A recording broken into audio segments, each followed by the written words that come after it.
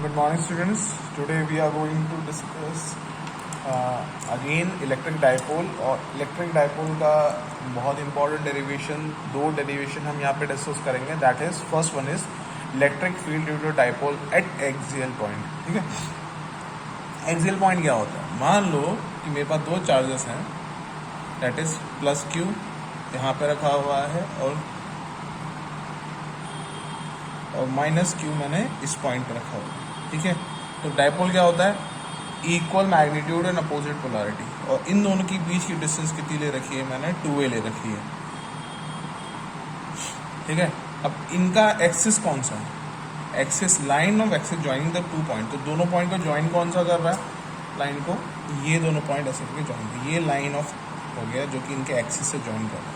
तो इस लाइन पे, ये जो लाइन ज्वाइन हो रही है, इस लाइन पे कहीं भी इस तरफ या इस तरफ मुझे इसका इलेक्ट्रिक फील्ड निकालना है. कितना होगा?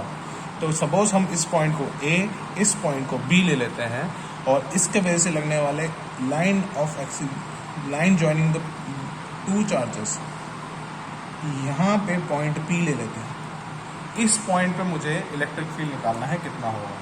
ठीक है, तो इसके लिए हम क्या करेंगे? पहले तो यहाँ पे टेस्ट चार्ज लगाएंगे, क्योंकि इलेक्ट्रिक फील्ड निकालने के लिए टेस्ट चार्ज की बहुत ज़्यादा ज़रूरत होती है. तो यहाँ पे मैंने एक टेस्ट चार्ज रखा. ठीक है ना. अब पॉइंट इज दिस. अब इसका मिड पॉइंट मैंने ये लिया है, इसका मिड पॉइंट मैंने O लिया है, और जो P पॉइंट है वो इसके मिड पॉइंट से R डिस्टेंस पे है.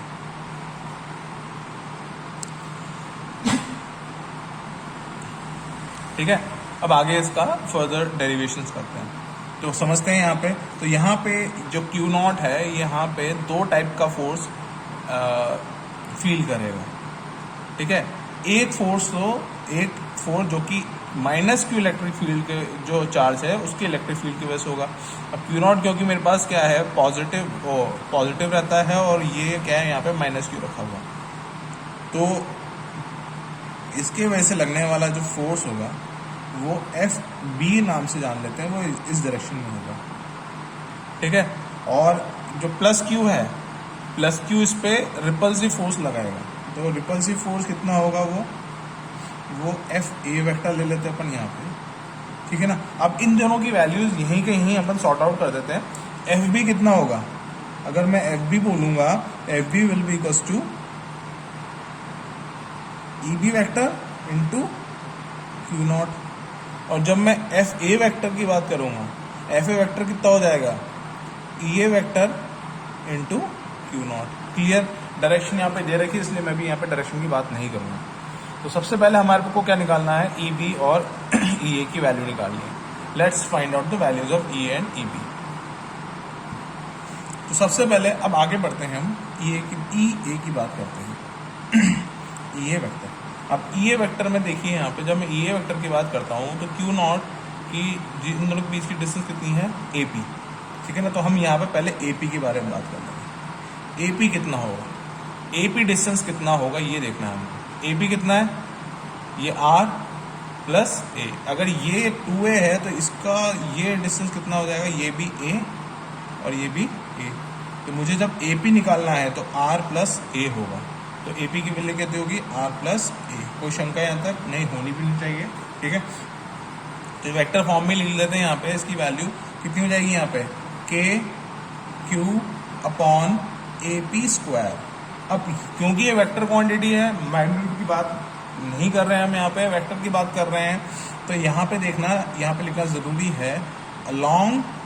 अब ये देखो बच्चों, जो EA है वो FA की डायरेक्शन में होगा. तो हम क्या लिखेंगे यहाँ पे? Along AP. Direction of electric field EA कहाँ होगा? AP की डायरेक्शन में. तो हम यहाँ पे लिखेंगे अलोंग AP. इसके बाद सेकंड जो चीज हमको जानकर डिस्कस करनी है वो है electric field due to the minus Q charge, that is EB. तो EB की वैल्यू कितनी हो जाएगी यहाँ पे? उसके पहले हम यहाँ पे BP की बात कर लेते हैं. BP इतना है, R इतना है और BP इतना है. तो R की टर्म से BP लाने के लिए हम क्या करेंगे? यहाँ पे हम BP डिस्कस कर लेते हैं. BP की वैल्यू होगी R माइनस A. जब मैं R में से A माइनस कर दूंगा तो मुझे कितना मिलेगा? ये वाला पार्ट बचेगा मेरे पास. ओके,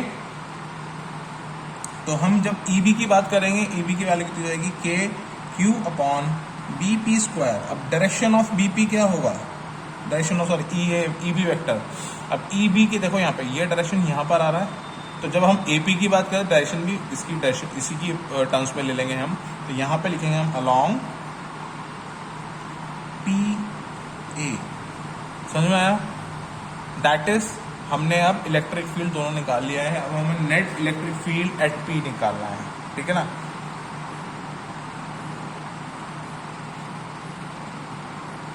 तो अब ई नेट निकाल लेते हैं हम, या फिर ई एक्सियल की बात कर लेते हैं, ठीक है ना। और अब हम इसके मॉड की बात करेंगे, ठीक है ना। तो पहले हम एक काम करते हैं, पहले मॉड हटा लेते हैं, हम पहले वेक्टर फॉर्म में बात कर लेते हैं, ठीक है। तो यहाँ पे क्या होगा, E A vector plus E B vector हो जाएगा, ठीक है ना। अब ध्यान से देखना, जब मैं ई ए और ई बी की बात करता हूँ दोनों अपोजिट डायरेक्शन में, तो यहाँ पे एक के आगे माइनस साइन लगाना ज़रूरी है, वेक्टर लगाएंगे, ठीक है। अब पॉइंट इज दिस कि कौन सा बड़ा है, ई ए बड़ा है या ई बी बड़ा। तो अब देखो यहाँ पे इन दोनों के डिनोमिनेटर के बारे में बात करते हैं। ए पी बड़ा या बी पी बड़ा, ऑफकोर्स ए पी बड़ा। तो हमें पता है अगर ए पी बड़ा है बी पी से तो 1/, A P will be lesser than 1/, B P, ठीक है। तो मतलब हम इन दोनों 1/, ए पी और 1/, बी पी की बात कर रहे हैं, तो 1/, बी पी 1/, ए पी से बड़ा है, मतलब ई बी की वैल्यू बड़ी है। तो जब हम मॉड की बात करेंगे, ई एक्सियल मॉड इसकी बात करूंगा मैं, तो ये कितना हो जाएगा, ई बी वेक्टर का mod minus E A vector का मॉड। अब क्योंकि ई बी ज़्यादा है, जब हम नेट आएगा वो ई बी की टर्म्स में भी, ई बी की डायरेक्शन में ही निकल जाएगा इलेक्ट्रिक फील्ड, ठीक है। अब इसको डायपोल की बात करें तो opposite of dipole in the direction of dipole भी लिख सकते हैं, ठीक है ना। तो आगे बढ़ते हैं थोड़ा सा। अब यहाँ पे हम ई बी और ई ए की वैल्यू पुट करेंगे एज अबव। ई बी की वैल्यू थी अपने पास K Q upon B P square, और ई ए की वैल्यू थी हमारे पास K Q upon A P square. अब इन दोनों की वैल्यूज़ को हमको सब्ट्रैक्ट करना है। तो भाई के क्यू कॉमन है, कॉमन निकाल लो। तो के क्यू कॉमन निकाल लिया, 1/, B P square minus 1/, A P square, ठीक है। What is the value of B P? B P is R minus A, इसकी वैल्यू पुट कर देते हैं, 1/, आर माइनस ए का whole square minus 1/, R plus A का whole square. LCM ले लेते हैं इसका। एलसीएम लेंगे तो ये वाला पार्ट इधर आएगा, इधर वाला पार्ट इधर आएगा, तो उसकी वैल्यू हो जाएगी तुम्हारे पास K Q R plus A का whole square minus R minus A का whole square upon R minus A का whole square R plus A का होल स्क्वायर। क्लियर? अब आगे बढ़ जाते हैं हम यहाँ पे। आगे बढ़ते ही इसको ज़रा सॉल्व करते हैं। तो हम आर प्लस ए को ओपन करेंगे और आर माइनस ए को ओपन करेंगे। तो इसको पूरी तरह से ओपन करेंगे तो मेरे पास यहाँ पे 4AR बचेगा, बाकी सारी टर्म कट जाएगी। इसको हम देख लेते हैं, फॉर आके मैथमेटिकल है ये पूरा, बट फिर भी देख लेते हैं हम यहाँ पे। तो ये जब आर प्लस ए को ओपन करेंगे तो ये होगा R square plus A square plus 2AR minus R square plus A square minus 2AR। और नीचे जब बचेगा ये देखो, इसको मैं R minus A R plus A का होल स्क्वायर लिख सकता हूँ, ठीक है। अब इसको इसके अंदर देखना, जब ये माइनस साइन हटेगा तो ये माइनस का हो जाएगा, ये भी माइनस का, ये प्लस का हो जाएगा, ठीक है। सॉल्व करने के बाद कुछ इक्वेशन ऐसी बनेगी। तो यहाँ पे आर स्क्वायर से आर स्क्वायर कट जाएगा, ए स्क्वायर से ए स्क्वायर कट जाएगा, और नीचे R square minus A square का होल स्क्वायर आ जाएगा। अब इसके बाद क्या होगा तुम्हारे पास, ये बचेगा K Q 4AR upon R square minus A square का होल स्क्वायर। अब इसके अंदर थोड़ा सा कलाकारी करनी पड़ेगी हमें, ठीक है। 4A और Q हमें पता है, यहाँ पे जो डाइपोल होता है, डाइपोल की वैल्यू Q इंटू 2A होती है, ठीक है। तो इसकी वैल्यू पुट कर देते हैं। तो 2A को 4A को अपन ऐसे लिख सकते हैं तोड़ के, K into Q into 2A into 2R upon R square minus A square का होल स्क्वायर। अब ये क्या है, डाइपोल मोमेंट। इसकी जगह हम लिख सकते हैं K Q K P into 2r upon R square minus A square का होल स्क्वायर। इसको थोड़ा और सॉल्व करते जैसे बनता है 2kpr अपॉन ए स्क्वायर का होल स्क्वायर। और इसका एक केस बनता है, case when dipole is very small. जब डाइपोल इज वेरी स्मॉल की बात करेंगे हम, ठीक है, डाइपोल इज वेरी स्मॉल की बात करेंगे हम यहाँ पे, तो यहाँ पे आर की वैल्यू जो होगी वो ए से बहुत ज़्यादा होगी। इसका मतलब ये होगा, अगर हम स्क्वायर लगा दें तो स्क्वायर का मतलब है तो आर स्क्वायर ए स्क्वायर से बहुत बहुत बड़ा हो जाएगा। ठीक है, तो ऐसा होने के बाद हम जब इसकी वैल्यू इसमें पुट करेंगे तो ये जो टर्म है ये नेग्लिजिबल हो जाएगी। तो ई एक्सियल की वैल्यू कितनी हो जाएगी, ई एक्सियल की वैल्यू हो जाएगी यहाँ पे ए स्क्वायर नेग्लेक्ट होते ही 2kpr अपॉन r की पावर 4, ये कट जाएगा, क्या बचेगा 2kp upon r3। This is the value of E axial. अब डायरेक्शन की बात करें, इसका डायरेक्शन क्या होगा, डायरेक्शन देख लेते हैं यहाँ पे, क्योंकि इसके अंदर हमारे पास जो है ई बी जो है वो ई ए से बड़ा है, तो डायरेक्शन इस डायरेक्शन में जाएगा, ई एक्सियल नेट, तो मतलब in the direction of dipole. Dipole की डायरेक्शन क्या होती है, डायरेक्शन इन डाइपोल इज यहाँ P vector minus to positive, negative to positive dipole जाता है। ठीक है, अगला पॉइंट टॉपिक जो है वो भी इंपॉर्टेंट टॉपिक है, that is electric field due to a dipole at equatorial point. Equatorial point होता कौन सा है, देख लेते हैं। तो ये पहले हमने एक पॉइंट, एक चार्ज लिया यहाँ पे -q, दूसरा +q, तो ये पॉइंट कौन सा है, ए, और ये है तुम्हारा बी। इक्वेटोरियल पॉइंट मतलब इन दोनों के बीच का पॉइंट है ये O। ठीक है, अब ये क्या है, O पॉइंट Q से, A से और B से इक्वल डिस्टेंस पे है, तो हम एक लाइन ड्रॉ करेंगे इसके थ्रू। ये जो लाइन है ये इक्वेटोरियल लाइन है, इस पर कोई भी पॉइंट हम लेंगे वो हमेशा A और B से हमेशा इक्वल डिस्टेंस पे होगा। मान लो इस पॉइंट पे हम ले रहे हैं, यहाँ पे ये पॉइंट ले रहे हैं P, इस पॉइंट पे हमें इक्वल क्या निकालना है, नेट इलेक्ट्रिक फील्ड निकालना है इस पॉइंट। ठीक है, तो ये डिस्टेंस कितना है, इसके सेंटर से मैंने r डिस्टेंस पे एक पॉइंट P लिया है, ये टोटल डिस्टेंस है 2a।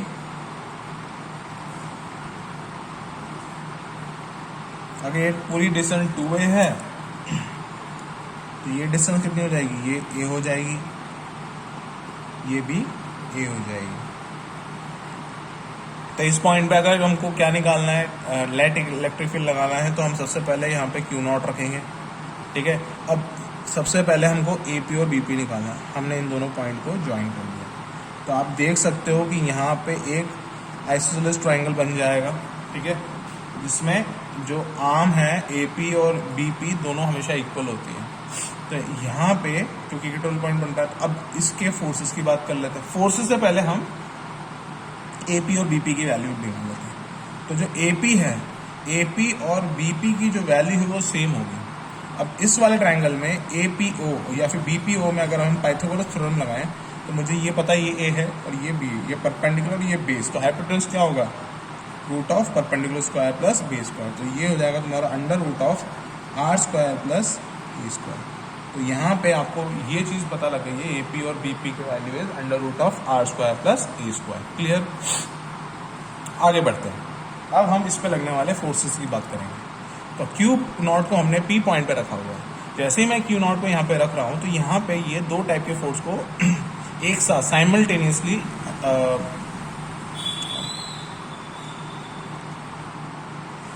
फील करने लग जाता है। ठीक है, तो एक फोर्स कौन लगा रहा है, -Q लगा रहा है, और एक फोर्स लगा रहा है +Q। तो जो force between Q0 and -Q will be in attractive in nature, मतलब अट्रैक्ट करेगा ये इसको। तो इसका जो फोर्स है एफ बी ए की बात करेंगे, एफ ए की डायरेक्शन क्या हो जाएगी, ये एफ ए वेक्टर हो जाएगा आपका। अब ये क्या करेगा, माइन प्लस क्यू उसको क्या करेगा, इसको रिपल करेगा, वो भी इसकी लाइन की डायरेक्शन में। ठीक है, ये हो गया आपका एफ बी वेक्टर। तो अब हम यहाँ पे क्या लगाने वाले हैं, हम यहाँ पे एक, अब इसका जो नेट इलेक्ट्रिक फील्ड होगा वो कहाँ जाएगा, नेट फोर्स जो लगेगा। अब चलो ठीक है, सबसे पहले हम एफ ए और एफ बी की बात कर लेते हैं। जो एफ ए की वैल्यू होगी उसकी वैल्यू कितनी हो जाएगी यहाँ पे, E A into Q naught ये वेक्टर, और एफ बी की वैल्यू कितनी हो जाएगी, E B vector into Q naught. ठीक है, अब आगे हम बढ़ते हैं, इसके वजह से नेट इलेक्ट्रिक फील्ड कितना होगा। नेट इलेक्ट्रिक फील्ड, क्योंकि दोनों फोर्स बराबर हैं, इसके जस्ट बीच में इस डायरेक्शन में जाएगा, उसको अपन ई इक्वेटोरियल कह सकते हैं। हमें ई इक्वेटोरियल निकालना है। ठीक है, तो यहाँ पे हम इक्विलिब्रियम और ट्रायंगल की प्रॉपर्टी लगाएंगे। ठीक है ना, वो फिजिक्स के अंदर आता है, वो फोर्सेस चैप्टर के अंदर इक्विलिब्रियम ट्रायंगल आता है, जिसमें क्या होता है, अगर कोई तीन फोर्सेस यहाँ पे इक्विलिब्रियम में है तो उस केस के अंदर, जैसे कि यहाँ पे लगने वाले तीन फोर्सेस हैं, या इसको अपन एफ इक्वेटोरियल भी कह सकते हैं, तो यहाँ पे लगने वाले तीन फोर्स या तीन फिजिकल क्वांटिटीज उसके साइड के रेशियो के बराबर होता है। तो we can say that the three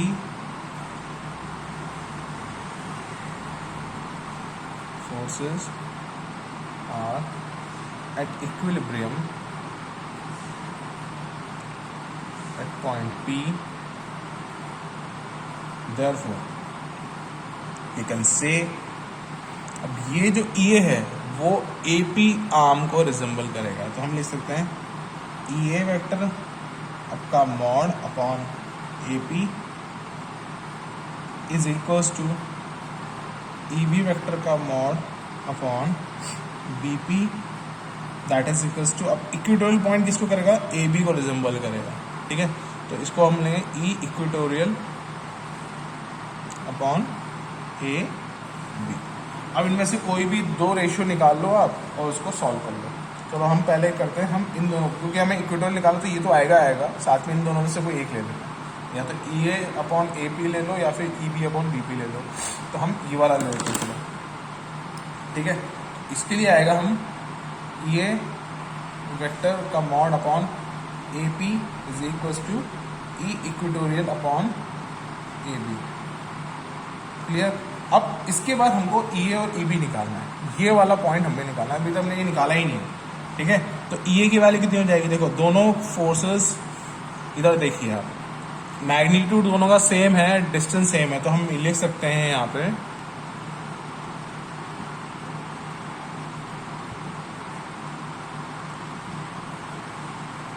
EA vector का mod is equals to EB vector का mod equals to KQ upon AP square, या फिर BP स्क्वायर भी लिख सकते हैं, कोई इशू नहीं है।